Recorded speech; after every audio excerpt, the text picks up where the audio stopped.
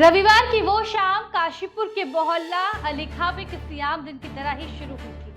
लोग रोजमर्रा के कामों में लगे थे, बाजारों में हलचल थी और गलियों में बच्चों की आवाजें गूंज रही थी। लेकिन तभी कुछ ऐसा हुआ जिसने पूरे शहर की फिजा बदल दी। मुस्लिम समुदाय के कुछ युवक पैगंबर मोहम्मद साहब की पैदाइश की खुशी में आई लव मोहम्मद की तख्तियां लेकर एक जुलूस निकाल रहे थे। ये उनके प्यार और श्रद्धा की अभिव्यक्ति थी। ये जुलूस ईद मिलाद उन नबी के मौके पर निकाला जा रहा था, जिसे हर साल शांति से मनाया जाता है। लेकिन इस बार मामला अलग था। जुलूस के लिए कोई प्रशासनिक अनुमति नहीं ली गई थी। जैसे ही भीड़ अलीखा चौक पर पहुंची, किसी ने डायल 112 पर कॉल कर दिया। पुलिस मौके पर पहुंची और आयोजकों से अनुमति पत्र मांगा। उसी वक्त कुछ लोग उग्र हो गए। पुलिस की गाड़ियों पर पत्थर चलने लगे, सरकारी वाहनों के शीशे तोड़ दिए गए, पुलिस कर्मियों पर डंडों से हमला किया गया, उनकी वर्दी फाड़ दी गई और पूरे इलाके में अराजकता फैल गई। पुलिस ने लाठीचार्ज कर भीड़ को तितर-बितर किया। स्थिति को काबू में करने के लिए एसएसपी मणिकांत मिश्रा खुद मौके पर पहुंचे। बाद में जांच में सामने आया कि इस पूरी घटना का मुख्य साजिशकर्ता समाजवादी पार्टी से जुड़े नेता नदीम अख्तर था, जिसने युवाओं को भड़काया और भीड़ इकट्ठा कर माहौल बिगाड़ा। पुलिस ने कई संदिग्धों को हिरासत में लिया और घर घर तलाशी शुरू कर दी। संवेदनशील इलाकों में पीएससी और पुलिस बल तैनात कर दिया गया। प्रशासन ने इस घटना के बाद कड़ा संदेश देने के लिए जुलूस की शुरुआत वाली जगह पर बुलडोजर चलाकर अवैध निर्माण हटाया। अधिकारियों ने साफ कहा कि कानून का उल्लंघन करने वालों को कतई बख्शा नहीं जाएगा। एसएसपी ने खुद डेरा डालकर हालात की निगरानी शुरू की।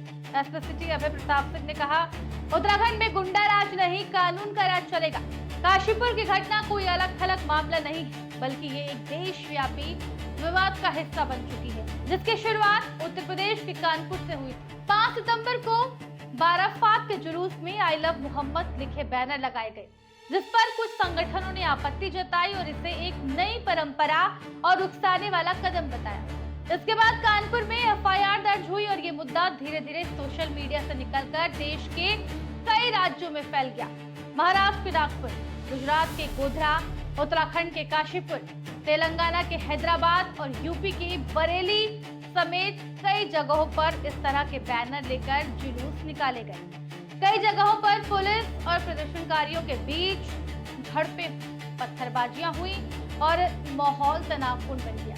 प्रशासन ने कई शहरों में धारा 144 लागू कर दी और इंटरनेट मॉनिटरिंग तेज कर दी। ये पूरा विवाद अब धार्मिक आस्था और कानून व्यवस्था के बीच टकराव का मुद्दा बन गया।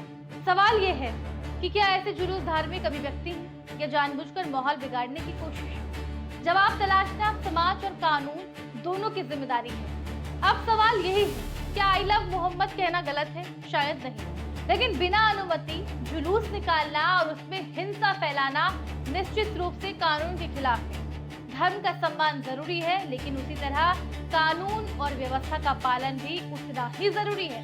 ये घटना हमें सोचने पर मजबूर करती है कि धार्मिक आस्था और उकसावे के बीच की रेखा कितनी पतली होती जा रही है। अब फैसला हमें करना है, आपको करना है। हम किस ओर खड़े हैं? दोस्तों, इस पूरे प्रकरण पर क्या है आपकी राय? हमें कमेंट बॉक्स पर कमेंट कर जरूर बताएं। धन्यवाद।